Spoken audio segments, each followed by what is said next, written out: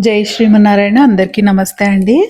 కొన్ని జిడ్డు పనులుంటాయి మనకి చెయ్యాలంటేనే అబ్బా! రేపు చేద్దాంలే, మళ్ళీ రేపు చేద్దాంలే అనుకుంటూ పోస్ట్‌పోన్ చేసుకుంటూ పోతాం చూసారు. కానీ ఎప్పుడో ఒకసారి చేయక తప్పదు. అవన్నీ కూడా రోజువారీ వాడక తప్పదు గదా! అలాంటి వాటిల్లో ఒకటొచ్చేసి మన ఈ క్యాస్ట్ ఐరన్ దోస ప్యాన్ ఒకటి. వారానికి ఒకసారన్నా గానీ ఇట్లా సైడ్స్‌లో లాస్ట్ ఎడ్జెస్‌లో డిపాజిట్ అయ్యే ఆయిల్ అది ఇట్లా లేయర్ లాగా ఫార్మ్ అవుతది కదా! ఈ క్యాస్ట్ ఐరన్ దాంట్లో అది తీసేయాల్సుంటుంది. వారానికి ఒకసారి అంటాను గానీ, 10 రోజులకోసారి అయితే తీస్తా ఉంటాను నేను. అయితే ఇప్పుడు దోస వేయడం అయిపోయిన తర్వాత దీని మీద నేను ఒక గ్లాస్ లిడ్ బోర్లించి పెట్టేస్తాను వార్డ్‌రోబ్ లోపల. కొంచెం ఇది ఆరిన తర్వాత గ్లాస్ లిడ్ ఉంటది కరెక్ట్‌గా సరిపోయే సైజ్‌ది. అది పెట్టేస్తాను. మళ్ళీ నెక్స్ట్ డేనో లేదా ఆ రోజు సాయంత్రమో దోసలేసేటప్పుడు ఈ ప్యాన్ వేడెక్కిన తర్వాత ఒక దోస వేసి ఆ దోస తీసి పడేస్తాననమాట. కడిగామనుకోండి మళ్ళీ చాలా ప్రాసెస్. ఇప్పుడు ఉల్లిపాయ ఏసి రుద్దేసి చేస్తే గనుక వస్తాయి బాగా. కానీ మనం అది టచ్ చేయం కదా! ఉల్లిపాయ వేసుకోం కాబట్టి. ఇంకొక ఆప్షన్ బంగాళదుంపని ఇవన్నీ అంటారు. సరే కూరగాయలన్నీ పాడు చేసుకునే బదులు చిన్నగా ఒక దోస వేసేసి ఆ దోసని వేడి మీద ప్యాన్ అంతా రుద్దేసి దాన్ని పడేద్దాంలే అని చెప్పేసి పల్చగా ఒక దోస వేసి తీసేస్తా ఉంటాను. అయితే మనము దోస వేసేటప్పుడు చివరి దాకా వెయ్యలేం గదా! మామూలుగా అంత చివరి వరకు వేస్తే గనక ఇట్లా ఈ సైడ్స్‌లో డిపాజిట్ అవ్వకుండా ఉంటది ఆయిల్ పేరుకుపోకుండా. కానీ అంత పెద్ద దోసలు అనుకుంటాం. కొత్తవప్పుడైతే వేస్తాం గానీ తర్వాత తర్వాత ఎందుకో వేయలేం. ఇక సెంటర్‌లోనే ఏస్తాం గాబట్టి ఈ సైడ్స్‌లో అంతా ఇట్లా ఉండిపోతది ఇట్లాగా. సో, అక్కడసలు మామూలుగా మనం దోసేసేటప్పుడైనా గానీ అక్కడ పడదు గదా! సో, ఇది క్లీన్ జేసుకోవడానికి కొన్ని మెథడ్స్ అవి ఉంటాయి అనేసి అంటారు. ఏది కల్లుప్పేసి, వేడి నీళ్ళేసి, లేదంటే బేకింగ్ పౌడర్ వేసి, ఈ స్టీల్ స్క్రబ్బర్‌తో రుద్దడము, లేదంటే స్క్రాచ్ బ్రైట్ స్క్రబ్బర్స్ ఉంటాయి కదా! మామూలు గ్రీన్ కలర్‌వి అలా రుద్దడము అవి అంటారు గానీ, నేనిది 1 ½ ఇయర్ పైనుండే వాడుతున్నాను. ఈ cast iron pan, dosa pan. దీన్ని నేనెప్పుడు గూడా నేను కొబ్బరి చిప్పల్లో ఉండి కొబ్బరి ముక్కలు తీసుకోవడానికి ఒక చిన్న నైఫ్ ఉంటది గదా నా దగ్గర. ఆ నైఫ్ పెట్టేసి ఇట్లా రుద్దేస్తానంతే. ఇక ఏముండదు మొత్తం క్లీన్‌గా పోతది. ఆ సెంటర్‌లో మాత్రం నైఫ్ గానీ, ఏది గానీ తగలనివ్వను. అక్కడ గానీ తగిలి ఏమన్నా అయిందనుకోండి తర్వాత దోసలు రావు అసలు. అందుకని అక్కడ వెళ్ళనీయకుండా ఈ సైడ్స్ మాత్రమే నేనిట్లా నైఫ్‌తో గీకేస్తా. గీకేసిన తర్వాత నీళ్ళతో కడిగేస్తానింక అంతే. ఇంక దీనికోసము వేడి నీళ్ళు పోసి నేనింక అట్లా ఉప్పేసి స్టీల్ స్క్రబ్బర్ తోటి ఇట్లంతా ఇప్పుడైతే చేయలేదు. అంత అవసరం పడదు అని నాకనిపించింది. మొత్తం వచ్చేసి ఇప్పుడైతే 10 రోజులయిందిలెండి ఇది నేను సైడ్స్ అంతా కూడా క్లీన్ చేసి. మధ్యలో దోసలేయడం కూడా కొంచెం తగ్గింది. సో, పక్కన పెట్టేసాను. 10, 12 రోజులయింది. కానీ కాస్త అంత ఇంట్రెస్ట్ రాదనమాట ఇవి క్లీన్ జేయడానికి. కానీ తప్పదు. ఖచ్చితంగా క్లీన్ చేసుకొని తీరాలి. లేదంటే మనకే గదా ప్రాబ్లము. ఇంట్లో వాళ్ళ హెల్త్ అంతా గూడా మన చేతుల్లోనే ఉంటది కాబట్టి, కొన్ని పనులు కొంచెం బద్ధకంగా, కొద్దిగా ఇంట్రెస్ట్ లేనట్టుగా అనిపించినా కూడా ఖచ్చితంగా క్లీన్ చేసుకొని తీరాలి. వారానికి ఒక్కసారైనా గూడా. నేను 10 రోజులకు ఒకసారయితే ఈ పనులు పెట్టుకుంటాను. కాకపోతే అన్నీ ఒక్కరోజు పెట్టుకోను. ఒక 2, 3 పనులు పెట్టుకుంటాననమాట ఒక్కొక్క రోజు. ఒక టైం పెట్టుకొని ఆ టైంలో కంప్లీట్ చేయాలి అనేసి. ఇదిగోండి మొత్తము నైఫ్‌తో రుద్దేసిన తర్వాత మొత్తం అదంతా డస్ట్ వచ్చేసింది గదా! Oil layers. ఇక ఆ తర్వాత వాటర్‌తో కడిగేసాను. శుభ్రంగా పోతది. ఏమి అంటుకొని ఉండదు. ఇంక తర్వాత మామూలుగా డెటాల్ హ్యాండ్ వాష్ ఉంటది గదా! విమ్ గాకుండా మామూలుగా డెటాల్ హ్యాండ్ వాష్ అంటే కాస్త డెలికేట్ కదండీ! మైల్డ్ కన్నా తక్కువే అని చెప్పాలి. విమ్ అంటే ఎంత రుద్దినా ఆయిల్ మీద అంటుకుందనుకోండి పోదు. అందుకని ఇదేసేసి చేస్తాను. ఇప్పుడు ఎడ్జెస్ అవి మనం కొంచెం పట్టుకున్నప్పుడు గానీ ఆయిల్ అంటుతది గదా! అక్కడ కాస్త పోతదని చెప్పేసి అక్కడ రుద్దేస్తా. అంతే నాకైతే ప్యాన్ చాలా క్లియర్‌గా ఉంటది. రేపు ఉదయం నేను దోసలేసేటప్పుడు కూడా నాకు దోస రాకపోవడము, కాస్త 2, 3 దోసలకి, 10 దోసలకి అట్లా ఉల్లిపాయ రుద్దుకుంటేనే వస్తది అని అలాంటిదైతే అసలు ఉండదు. చాలా క్లియర్‌గా వచ్చేస్తాయన్నమాట దోసలు. సో, ఇది ప్రాసెస్ నేను చేసుకునేది. దీన్నిప్పుడు కొద్దిగా వేడి చేసుకుంటాను స్టవ్ మీద పెట్టి. లైట్‌గా వేడి చేసుకుంటే కొంచెం ఆ తడి అది కూడా పోతది కదా! ఎందుకంటే తడి ఉండేటట్టుగా పెట్టామనుకోండి కాస్త రస్ట్ ఫార్మ్ అవుతది. ఇప్పుడు తెలుసు కదా! క్యాస్ట్ ఐరన్ అందరూ వాడుతున్నారు. ఇనపవైనా, ఇవైనా గానీ 2 ఒకటేననుకోండి కొంచెం ఏదో ఎక్స్‌ట్రా మెటీరియల్ యాడ్ అవుతది దీంట్లో. సో రస్ట్ పట్టేస్తుంది. మళ్ళీ అప్పుడు అది క్లీన్ చేయాలంటే ఖచ్చితంగా మనము ఉప్పు అన్నీ వేసుకొని బాగా కష్టపడాల్సి వస్తుంది, సీజనింగ్ అని అట్లా చేసుకోవడం. అందుకని కడిగిన వెంటనే ఇప్పుడు నేను పెద్ద కడాయి ఉంది కదా నాది కర్రీస్ చేసేది, అదైనా సరే కడిగిన వెంటనే వేడి చేసేసి పెట్టేస్తాను. తుడిచిపెట్టడం ఇంక ఇవన్నీ ఎందుకులే అని స్టవ్ మీద పెట్టేస్తాను. ఒక హాఫ్ మినిట్ పెట్టేస్తే ఆ వేడికి తడంతా పోతుంది, ఇక లోపల పెట్టేస్తాను. ఇంకా ఈ సీజనింగ్ వెంటనే ఆయిల్ రాయడం అది కూడా ఇప్పుడు చెయ్యను. నేను 2 ఇయర్స్గాను వాడుతున్నాను కదా సేమ్ అదే కడాయి ఇదే ప్యాన్. చాలా బాగున్నాయి, ఏం ప్రాబ్లం లేదు నాకైతే, అసలు ఇబ్బంది లేదు వాటితో. ఇంకా తర్వాత ఇదిగోండి ఆయిల్ క్యాన్ ఒకటి, ఇది లాస్ట్ మంత్ తీసుకున్నాను కదా నేను, ఇది సెకండ్ టైం అనమాట ఆయిల్ చేంజ్ చేయాల్సి వచ్చింది. ఆయిల్ అయిపోయింది. లాస్ట్ టైం వాడిన తర్వాత లాస్ట్ టైం ఆయిల్ అయిపోయింది అన్నప్పుడు డిష్ వాషర్లో వేసేసాను.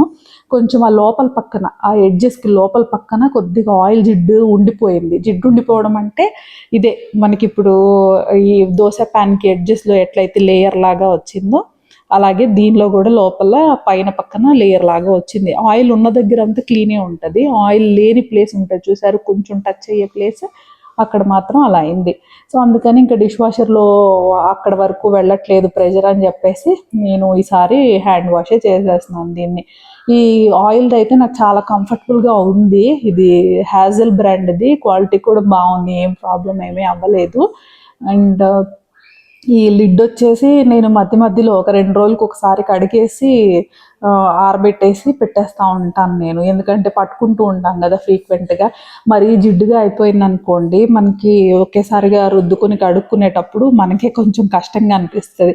అందుకని కొన్ని కొన్ని చిన్న చిన్ని పనులు ఏంటంటే పనులు చేసుకునేటప్పుడే ప్యారలల్గా కొన్ని కొన్ని చిన్న చిన్ని చేసుకునే అలవాట్లు ఉన్నాయనుకోండి మనకి ఒకేసారిగా కంప్లీట్ చేసుకోవడానికి బాగుంటుంది అనమాట, ఇబ్బంది లేకుండా అమ్మో ఇది ఎక్కడ చేస్తామని అనిపించకుండా ఉంటుంది. ఈ లోపల వైపు మాత్రం కొంచెం అది ఇడ్డుపోవడానికి కాస్త గట్టిగా రుద్దుతున్నా.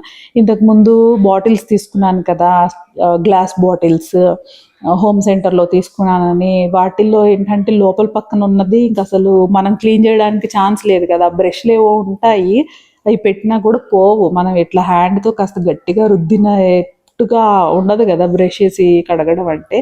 అయినా గ్లాస్ వాటి మీద తక్కువే ఉంటుంది, ఇప్పుడు స్టీల్ కానీ వీటి మీద పట్టినంత జిడ్డు పట్టదు.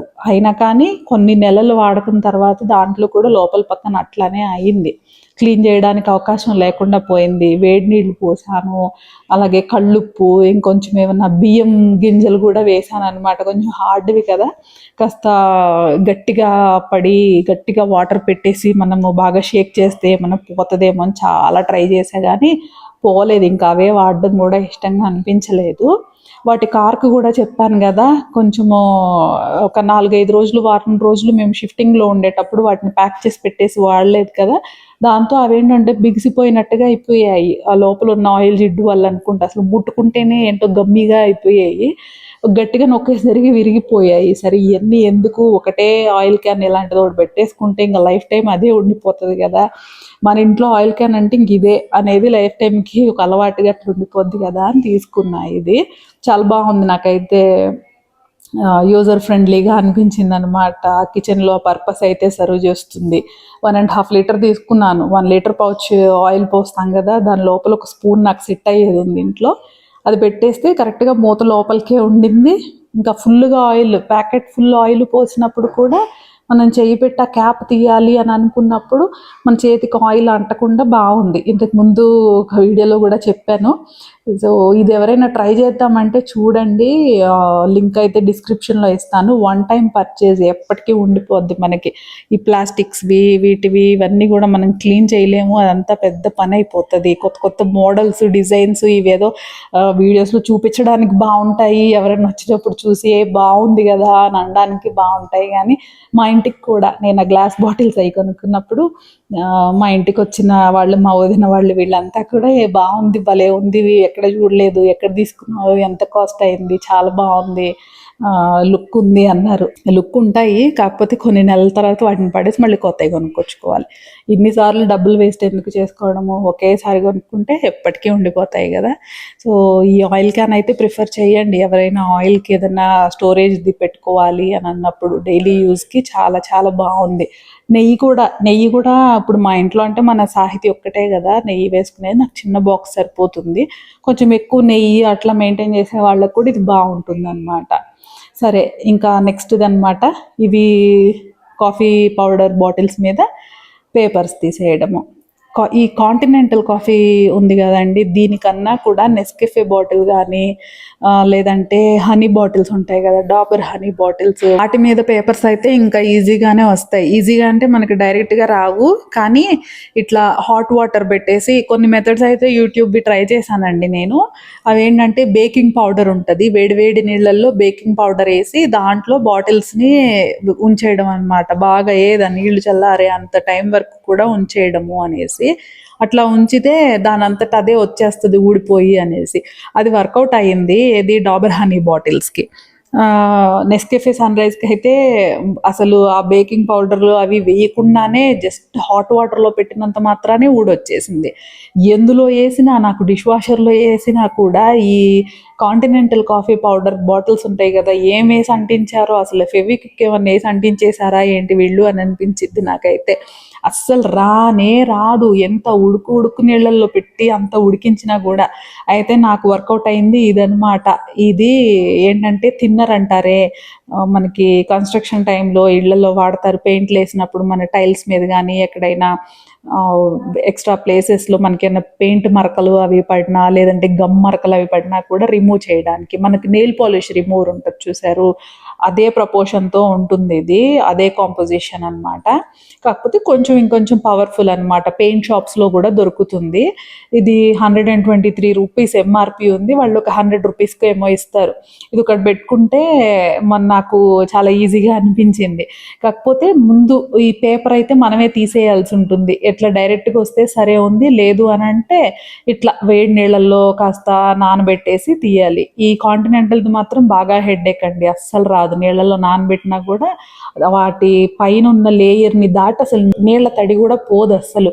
అందుకే చాలా బాటిల్స్కి నేను అట్లా ఉంచేసాను. ఒక్కొక్కసారి ఎప్పుడో ఇట్లా క్లీనింగ్ పనులు పెట్టుకుంటాను చూసారు, ఏవి జిడ్డు క్లీనింగ్ పనులు అన్నాను కదా, దోశ ప్యాన్లు ఒకటి, ఆయిల్ క్యాన్లు ఒకటి, ఇలాంటివి ఆ టైంలో ఏదన్నా ఒక బాటిల్కి తీయడానికి ట్రై చేస్తాను అనమాట, ఆ ఫ్లోలో ఉంటాం కాబట్టి. సో బాగా వేడి నీళ్ళల్లో కాసేపు నానబెట్టాను. ఒక పైన లేయర్ తీసాక మళ్ళీ రెండో లేయర్ పోవడానికి మళ్ళీ పెట్టానన్నమాట దాంట్లో. అది బాగా కాస్త నానాక మన స్టీల్ స్క్రబ్బర్ వేసి రుద్దుతున్నాను. ఈ కాంటినెంటల్ దానికైతేనే ఇంత చాకిరండి. హనీ బాటిల్స్కి, నెస్కెఫే బాటిల్స్కి, ఇంకా వేరే బాటిల్స్కి ఇంత పని ఉండదు. వేడి నీళ్ళే చాలు, మొత్తం గమ్ముతో సహా వచ్చేస్తుంది. కొంచెం గమ్ ఏదన్నా ఉంటే విమ్ వేసి రుద్దినా కూడా సరిపోతుంది, మనకి పోతుంది ఆ గమ్ అంతా కూడా.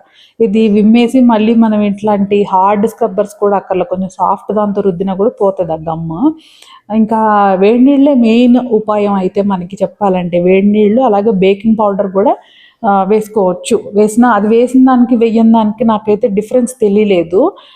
కానీ దీనికైతే మాత్రము ఇంకా ఏది వేసినా కూడా అవ్వట్లేదు అన్నాను కదా, నాకు ఇదే పెయింట్లు తుడిచే థిన్నర్ ఒక్కటి మాత్రము నాకు పని అయింది. అది కూడా పైన లేయర్ అంతా కష్టపడి గీకేసిన తర్వాత ఆ గమ్ముగా ఉంటుంది కదా అంతా, ఆ గమ్ము పోవడానికి మన నెయిల్ పాలిష్ చేసుకున్నప్పుడు మనం ఒక క్లాత్ మీద, కాటన్ మీద కొద్దిగా రిమూవర్ వేసుకొని నెయిల్స్ తుడుచుకుంటాను చూసారు, అట్లానే ఇక దీన్ని క్లాత్ మీద కొంచెం ఆ థిన్నర్ వేసుకొని ఈ గమ్మంతా తుడిచేయాలన్నమాట. అది కూడా కొంచెం హార్డ్గానే చేయాల్సి వస్తుంది. కొంచెం ఎట్లాంటివి మరీ మొండి బాటిల్స్ ఏమన్నా ఉన్నాయి కానీ స్ట్రాంగ్గా ఉన్నాయి అని క్లీన్ చేసుకోవాలి అని అనుకున్నప్పుడు దగ్గరలో ఏదైనా పెయింట్ షాప్లో ట్రై చేసి తెప్పించుకోవడానికి ట్రై చేయండి ఇది. అండ్ ఆన్లైన్లో ఉన్నా కూడా ఈ లిక్విడ్ నేను మీకు లింక్ ఇస్తాను, ట్రై చేయొచ్చు. మనకి ఇదేమి హార్మ్ఫుల్ అయితే కాదు, బట్ ఫుడ్ ఐటమ్స్కి వాటికి తగలనీయకుండానే చూసుకోవాలి. ఈవెన్ మనం నెయిల్ పాలిష్ రిమూవర్తో నెయిల్స్ క్లీన్ చేసుకున్నా కూడా సోప్తో బాగా వాష్ చేసుకుంటాం కదా, సో అదే ప్రిన్సిపల్ ఫాలో అవ్వాల్సి ఉంటాం మనం ఇక్కడ కూడా. సో మొత్తానికి అతి కష్టం మీద ఒక బాటిల్ అయితే క్లీన్ అయింది. అది కూడా నేను మనకి వీడియోలో చూపించడం కోసం చేశాను, లేకపోతే నాకు విసుగొచ్చింది. ఉంటే ఉందిలే పేపర్ అని అట్లా ఉంచేసాను.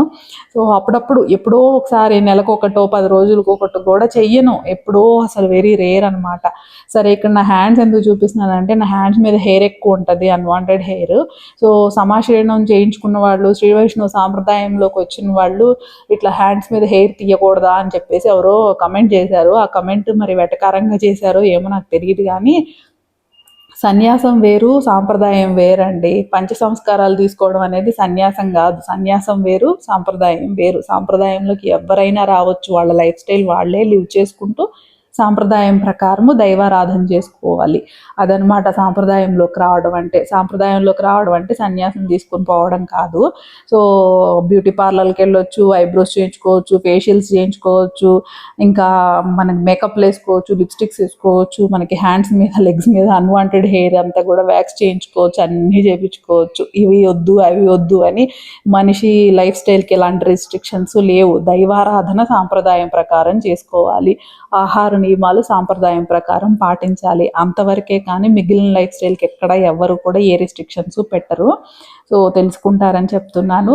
సరే మరి నేనెందుకు, నా హ్యాండ్స్ మీద ఎక్కువ హెయిర్ ఉన్నా కూడా నేను ఎందుకు వ్యాక్స్ చేయించుకోను అని అంటే, నేను లైఫ్ టైంలో ఒకసారి చేయించుకున్నాను, ఫుల్గా ర్యాష్ వచ్చేసింది నాకు. అసలు ఆ మచ్చలు బాగా పడిపోయి ఆ మచ్చలు కూడా పోతాయా లేదా అనే స్టేజ్లో వచ్చేసింది అనమాట. చానాళ్ళు ఒక 1 year అట్లా ఉండిపోయాయి అనమాట, అట్లా ర్యాష్ వచ్చేసి. ఇక అప్పటి నుండి నాకు పడలేదు అది, ఆ హీట్ పెట్టి ఆ ప్రెషర్ పెట్టి అలా ఆగడం అనేది. అందుకే నేను ఇంకా ఎప్పుడూ చేయించుకోలేదు అస్సలు నేను. సో అదండి. సరే మరి మంచి యూస్ఫుల్ వీడియోతో మళ్ళీ మాట్లాడుకుందాము. ఈ వీడియోలో నేను చేసిన కొన్ని 3 పనులు మీకేమన్నా హెల్ప్ఫుల్గా ఉంటాయేమో అనేసి అనుకుంటున్నాను. జై శ్రీమన్నారాయణ. కృష్ణార్పణం.